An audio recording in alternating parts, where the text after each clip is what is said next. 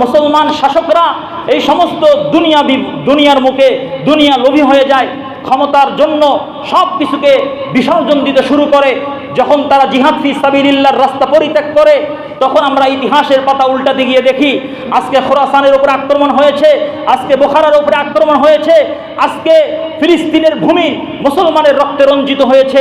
এইভাবে আরেকটা কারণ তিনি উল্লেখ করেছেন, সেটি হচ্ছে মুসলমানদের মধ্যে পারস্পরিক দ্বন্দ্ব। মুসলমানদের মধ্যে পারস্পরিক কি দ্বন্দ্ব? প্রথম যে বিষয়টা আমি বললাম, এটার ব্যাপারে কোরআন কারীমের মধ্যে আল্লাহ রাব্বুল আলামিন বলেছেন, ওয়াদাল্লাযীনা কাফারু লাউ তাগফুলুনা আন আসলিহাতিকুম।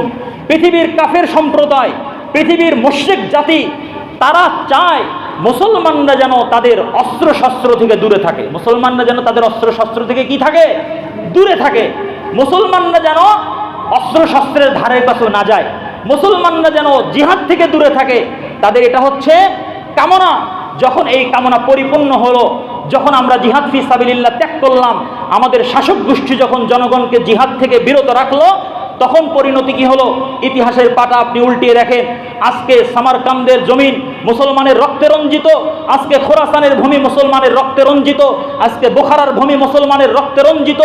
এরপরে দ্বিতীয় কারণ উনি উল্লেখ করেছেন, সেটি হচ্ছে মুসলমানদের মধ্যে পারস্পরিক দ্বন্দ্ব, মুসলমানদের ঐক্যকে বিনষ্ট করা। মুসলমানরা একে অপরের দিকে কাদা ছোড়াছড়ি করছে।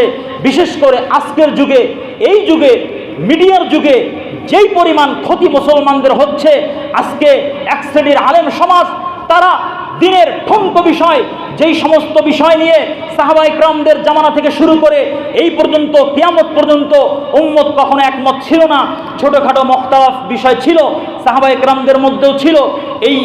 ইনি বলেছেন এটা উত্তম, আরেকজন বলেছেন সেটা উত্তম, ইনি বলেছেন এটা ভালো, উনি বলেছেন ওটা ভালো।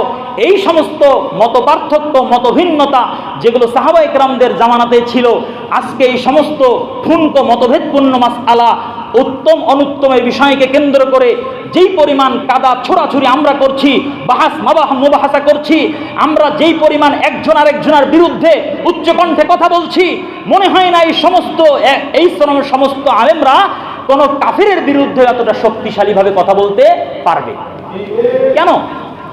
কেন আমরা আলেমদের বিরুদ্ধে এতটা কঠোর? এর দ্বারা বিধর্মীরা হাসছে। বিধর্মীরা কি করছে? হাসছে। আমরা যে ছোটখাটো বিষয় নিয়ে আজকে আপনারা ইউটিউবে দেখবেন, ঢুকলেই দেখবেন একজনের বিরুদ্ধে আরেকজনের কি বক্তব্য, নাম ধরে ধরে গালি দিচ্ছে, একজন আরেকজনকে মুশরিক বলছে, একজন আরেকজনকে কাফের বলছে। এতে মুসলমানদের কিসের ফায়দা হচ্ছে? আপনি ছোটখাটো মুখতালাফি বিষয় হাত এখানে বাঁধবেন নাকি নাভির নিচে বাঁধবেন, এটা সাহাবায়ে কেরামদের মধ্যে ছিল, আইম্মায়ে মুজতাহিদিনের মধ্যে এই মতভেদ ছিল। কিন্তু আজকে এগুলো নিয়ে আমাদের সমাজে কি হচ্ছে? মারামারি হচ্ছে, মসজিদ বিভক্ত হচ্ছে। এতে মুসলিম উম্মার ঐক্য কি হচ্ছে? বিনষ্ট হচ্ছে। এগুলোর দ্বারা মুসলমানের কোনো ফায়দা হবে না, কশ্চিনকালেও হবে না, বরং মুসলমানদের ঐক্য বিনষ্ট হবে। আর আমাদেরকে বিভিন্ন জাতিরা শৃগাল এবং কুকুরের মতো ভক্ষণ করবে। এই জন্য আপনাদের সামনে কথাগুলো কেন বলছি, মুখতালাফি, ছোটখাটো মুখতালাফি অর্থাৎ মত পার্থক্য বিষয়, এগুলোকে এড়িয়ে চলতে হবে।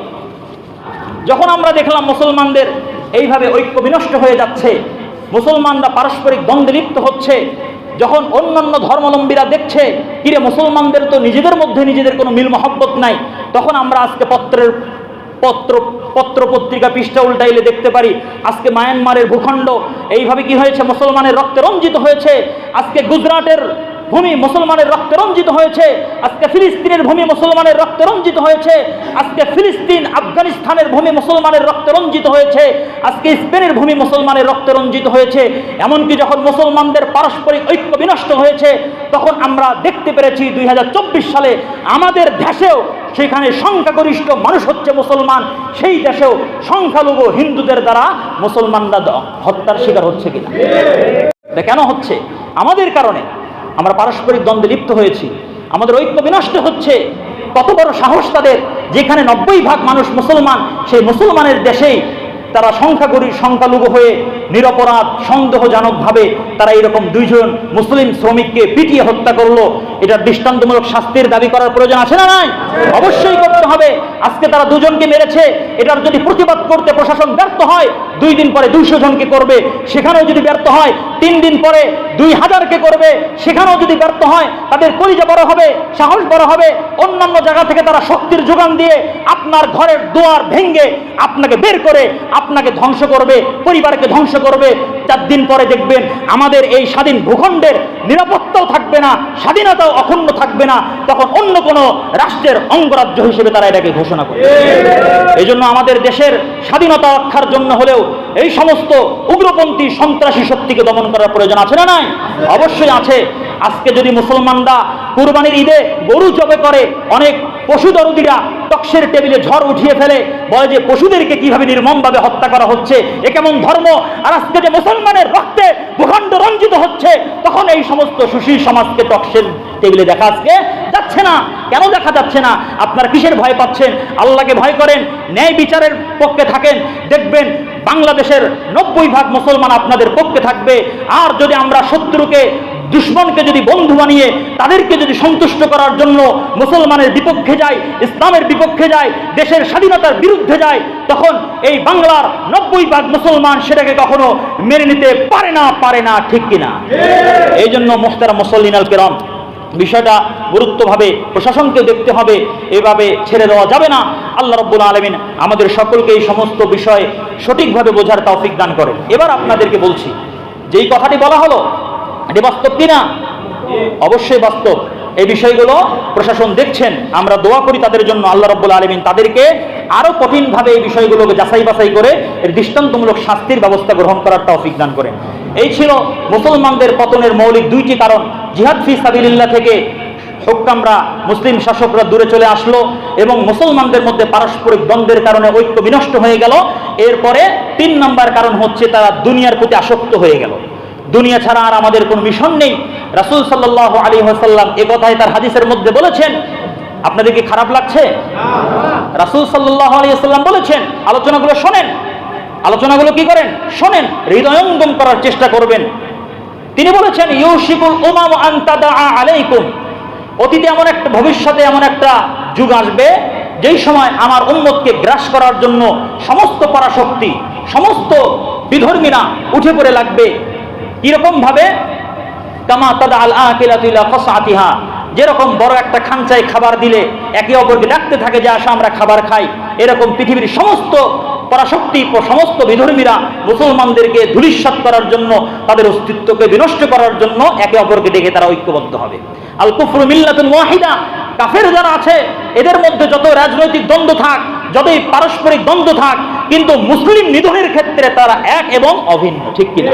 কিন্তু আমরা মুসলমান আজকে আমাদের অধঃপতন, আমরা আমাদের রাজনৈতিক দ্বন্দ্ব নিয়ে আছি, আমরা আমাদের ভাই ভাইয়ের মারামারি নিয়ে আছি, আমরা আমার সাথে ওর হাত এখানে বাদে ওখানে বাদে এই ইখতিলাফ নিয়ে আছি। এরপরে যদি কোনো ইসলামের স্বার্থে কোনো যদি বিধর্মীদের পক্ষে আমাদেরকে দাঁড়াইতে হয়, আমরা ওই ইখতিলাফকে, ওই ঝগড়া দ্বন্দ্বকেই সামনে রেখে আমরা এক হতে পারি না। এটা আমাদের বড় দুর্বলতা। এজন্য রাসূল সাল্লাল্লাহু আলাইহি ওয়াসাল্লাম বললেন যে তাদেরকে এইভাবে ডাকবে, তারা একত্রে তাদের মুসলমানদেরকে ধ্বংস করার চেষ্টা করবে। সাহাবা ইকরাম বললেন, ওয়ামিন কিল্লাতিন নাহনু ইয়াওমাইদিন ইয়া রাসূলুল্লাহ, ও আল্লাহর রাসূল, আমরা কি সেই দিন সংখ্যায় কম হব?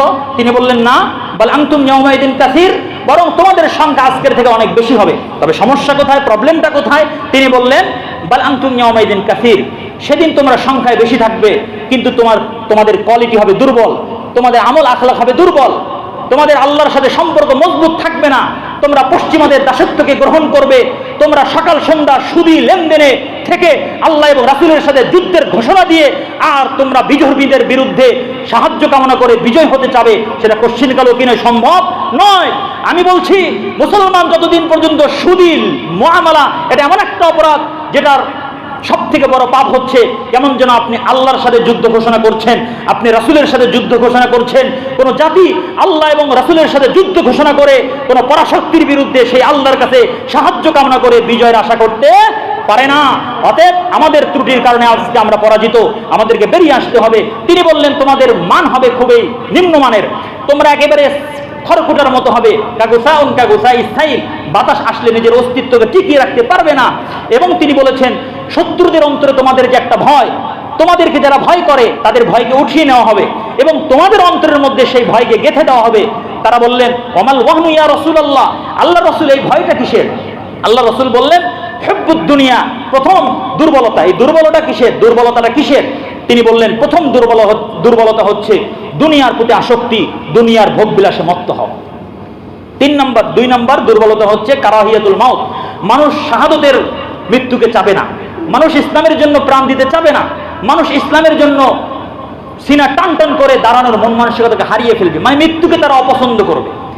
এই হচ্ছে দুর্বলতা, মানুষের দুনিয়ার প্রতি আসক্তি। এই জন্য আজকে আমরা আমাদের এই পরিণতি। 4 নম্বর মৌলিক কারণটি বলে আজকের জুমার খুতবা শেষ হবে।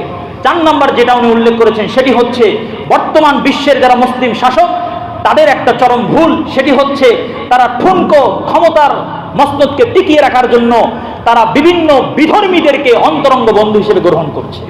এটা আমার বক্তব্য নয়, আপনি সেই তাতারীদের ইতিহাস খুলে দেখেন, সেই বইটা আত্মপ্রান্ত আপনি পড়েন, সেখানে দেখবেন বিশেষ করে 47 নম্বর পৃষ্ঠায় এবং শেষের দিকে তিনি অনেকগুলো কারণ বলেছেন, তার মধ্যে এটার একটা। এবং এরই কারণে আজকে আমরা দেখছি ফিলিস্তিনে আমাদের কত মুসলমান ভাইদেরকে রক্তে রঞ্জিত করা হচ্ছে ফিলিস্তিনের ভূমি, কিন্তু আজকে কত বড় বড় আরাবিয়ান যারা ইসলামের মূল কেন্দ্রে আছে তারা আজকে শুধু এতটুকু বলেই ক্ষান্ত হচ্ছে যে বিষয়টাতে আমরা খুবই মর্মাহত। আরে আজকে যদি আপনার বাবাকে কুপিয়ে হত্যা করা হতো, আপনি কি এটা বলেই ক্ষান্ত থাকতেন যে বিষয়টাতে আমি অত্যন্ত মর্মাহত? থাকতেন না তো। কিন্তু অচিরে এটাই ঘটবে। আজকে আমরা ঠুনকো বিষয়কে সামনে টিকিয়ে রাখার জন্য এই সমস্ত বিধর্মীদেরকে বন্ধু হিসেবে গ্রহণ করছি। আজকে মনে করছেন আপনি ওই যে ফিলিস্তিনকে মারছে, অমুককে মারছে, আমি তো ঠিক আছি, 2 দিন পরে, 2 মাস পরে, 2 যুগ পরে হলেও আপনি না থাকলেও আপনার বংশধরকে তারা ছাড়বে না। এজন্য আর মুসলিম শাসকদের এই দুর্বলতাকে কাটিয়ে উঠতে হবে। এগুলো আপনাদের সামনে বলে কি হচ্ছে? আপনারা তো কেউ শাসক না। অনেকের প্রশ্ন হতে পারে না যে আমাদেরকে কেন বলছেন, শাসকদেরকে গিয়ে বলেন, তাদের কাছে তো আমরা যেতে পারছি না, আর এখানে কোনো মিডিয়াও নেই। তা আপনাদের নলেজে বিষয়গুলো থাকলো, আপনাদের যদি কোনো বড় শ্রেণীর ব্যক্তিদের সাথে সম্পর্ক থাকে, আপনারা বিষয়গুলো বুঝিয়ে বলবেন যে দুশ্মনদেরকে দুশ্মন হিসেবে চিনতে হবে, তাদেরকে কখনো বন্ধু হিসেবে গ্রহণ করা যাবে না। তারা যখন এই সুযোগ পাবে আপনার বন্ধুত্বকে ভুলিয়ে আপনার গর্দান উড়িয়ে দিতে দ্বিধাবোধ করবে না। আল্লাহ রাব্বুল আলামিন আমাদের আজকের এই জুমার খুতবা থেকে 4টা বিষয়, যে 2টা বিষয় হচ্ছে আমাদের সাথে সম্পৃক্ত। 1 নম্বর দুনিয়ার প্রতি আসক্তি, 2 নম্বর সাধারণ বিষয়ে মুসলমানদের মধ্যে কাদা ছোড়াছুড়ি, এগুলো থেকে বেরিয়ে আসতে হবে এবং নিজেদেরকে জিহাদ ফি সাবিলিল্লাহর জন্য প্রস্তুত করতে হবে। যদি কোনো মুসলিম শাসকের তত্ত্বাবধানে, ব্যক্তিগতভাবে নয়, সেটা সন্ত্রাসী হবে, এটা ইসলাম বলে নাই। এটা ইসলাম কি করে নাই? বলেনি। আপনারা ভুল বুঝবেন না। কোনো যদি মুসলিম শাসকের তত্ত্বাবধানে দেশের সৈন্য আছে 1000, আমিও যদি তাদের সাথে যোগদান করতে চাই ইসলামের জন্য, আমি যদি করতে পারি, এরকম প্রস্তুতি যদি নেওয়া সম্ভব হয়, নিতে থাকবেন।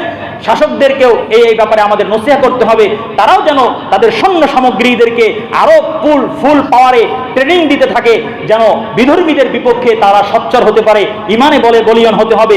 আর 3-4 নম্বর হচ্ছে বিধর্মীদের থেকে সাবধান থাকতে হবে। তারা আমাদের পায়ে পা দিয়ে ঝগড়া করতে চাচ্ছে, তারা সাম্প্রদায়িক দাঙ্গায় উস্কানি দিতে চাচ্ছে। আমাদের মুসলমানদেরকে সতর্ক থাকতে হবে কিনা? অবশ্যই হবে। যদি দেখেন কোনো বিধর্মী আপনার পায়ে পা দিয়ে ঝগড়া করতে চাচ্ছে, আপনি এড়িয়ে আসতে হবে। কারণ আপনি তার কথার উত্তরে একটা বলবেন, আবার সেই দেখবেন তার মন্দিরে আগুন লাগিয়ে আপনার গায়ে দোষ চাপিয়ে কি করবে, এটা মিডিয়াতে প্রচার করবে। এই তামাশা করার জন্য তারা বসে আছে।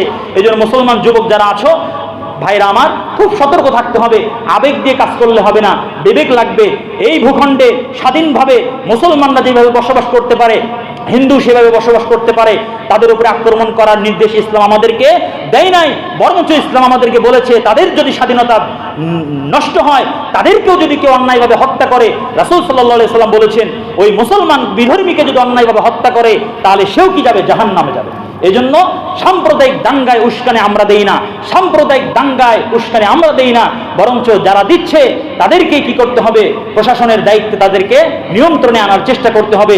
আল্লাহ রাব্বুল আলামিন আমাদের সকলকে উম্মার ঐক্য বিনষ্ট হওয়া থেকে বিরত থাকার তৌফিক দান করেন। আজকের খুতবা থেকে আমরা যতটুকু জানলাম সেগুলোর উপর আমল করার তৌফিক দান করেন। ওয়া আখিরু দাওয়ানা আলহামদুলিল্লাহি রাব্বিল আলামিন।